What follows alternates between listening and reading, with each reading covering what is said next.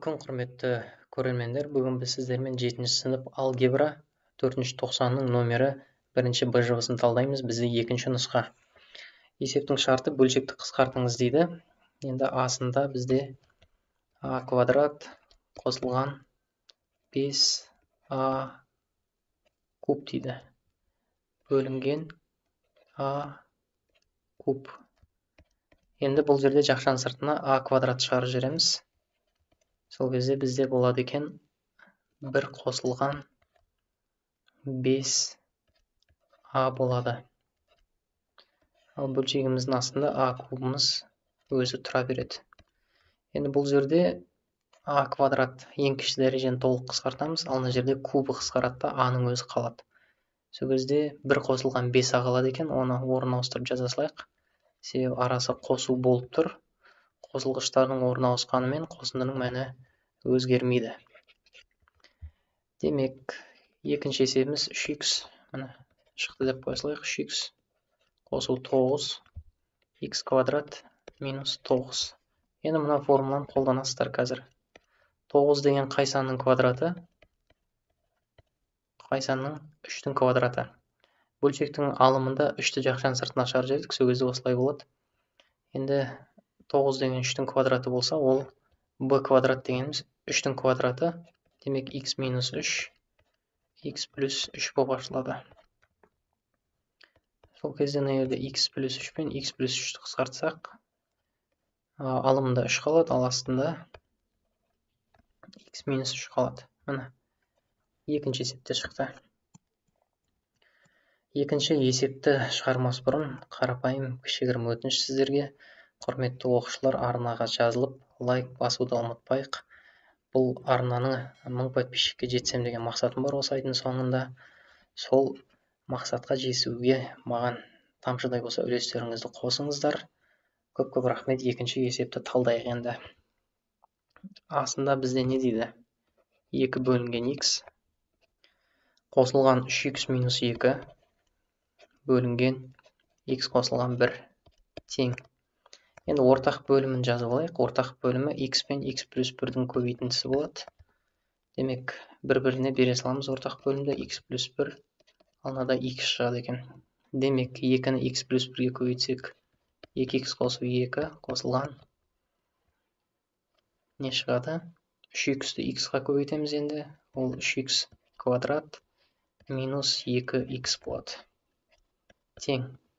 Енді мынау плюс 2x пен минус 2x-ті қысқарта саламыз. 3x квадрат қосылған 2 болады.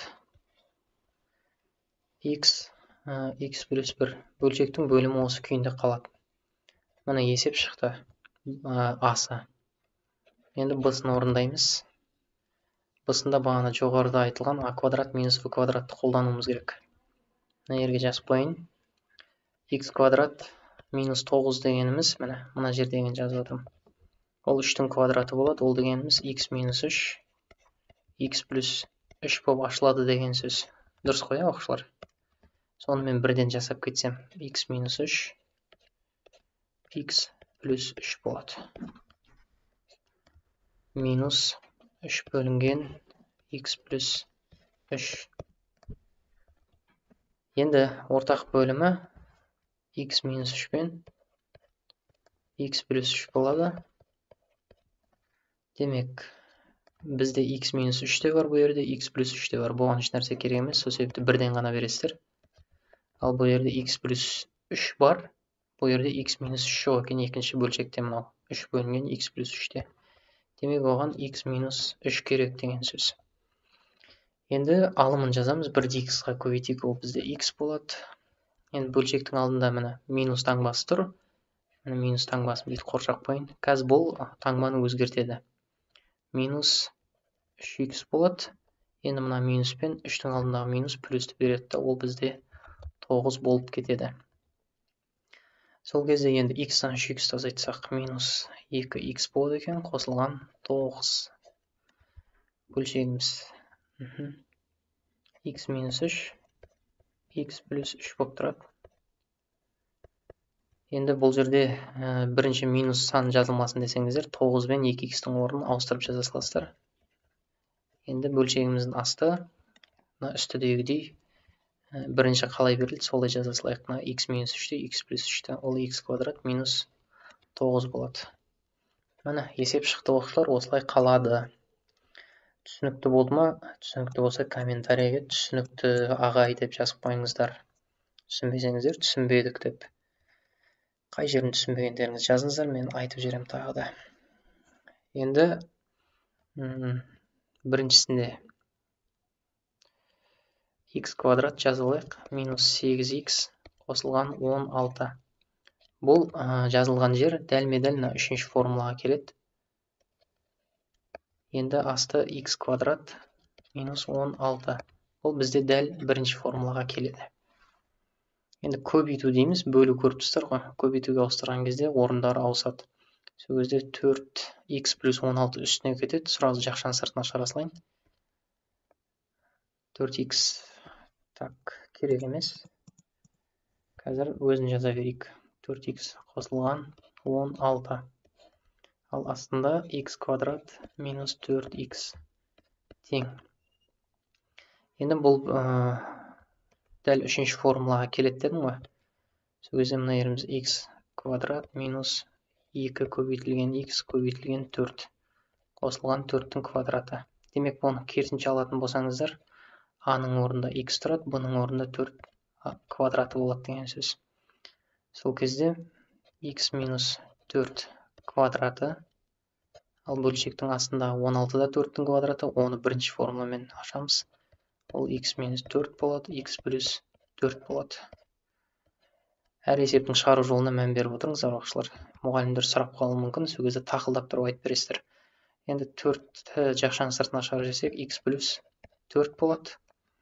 Енді бұл жерде x жақшаның сыртына шығарсақ, x минус 4 болады. Енді мына жерде квадратпен мына x минус 4 қысқарады, x минус 4 пен x минус 4 қысқарады. Және де x плюс 4 пен x плюс 4 қысқарады. Міндетті түрде алымдағы мен бөлімдегі қысқару керек. Шарт бойынша. Және де 4 қалды, x қалды. Енді 4 бөлінген x бізде қаншаға? 2-ге тең деп тұр шартымызда. Сол кезде есептің жауабы бізде 2 шығады екен. Көріп тұрсыздар, өте жақсы есеп екен, маған ұнады. Енді a бөлінген b тең 2 деп тұр ғой. 2-нің астына мен 1 жаза салайын, себебі ешнәрсе өзгермейді. 2-ні 1-ге бөлсек, бәрібір де 2 емес пе? Енді a-ны 1-ге көбейтеміз, ол бізде a болады. b-ны 2-ге көбейтесіздер, ол 2b болады деген сөз. Енді бізде не табу керек екен? 2b қосылған a бөлінген 2a деп тұр. Енді a дегеніміз бізде мен қарайық, 2b-ға тең екен. A-ның орындарына 2b-ны қойып шығам. Ал мына жерде 2a тұр, демек ол бізде қанша болады? 2 көбейтілген 2a болады. Сол кезде 2a-ға 2a-ны қоссақ, ол бізде 2b-ға 2b-ны қоссақ 4b болады. Ал мына жерде сәл дұрыс емес жазып жібердім. Кешірім өтінем. Ондай ханның қызында да болады оқушылар. Так, мына жерде b болады. Мына жерде 4b деп алайық. Сол кезде 4b бөлінген 4b ол бізде 1 деген жауап шығады екен. Бұл да әдемі жақсы есеп екен. Оқушылар, осымен БЖБ, ТЖБ талдау бізде аяқталды. БЖБ-дан 5 деген баға алыңыздар. Және де арнаға жазылып, лайк басуды ұмытпайық. Осы каналдың дамуы ол тікелей сіздерге байланысты. Келесі кездескенше сау болыңыздар.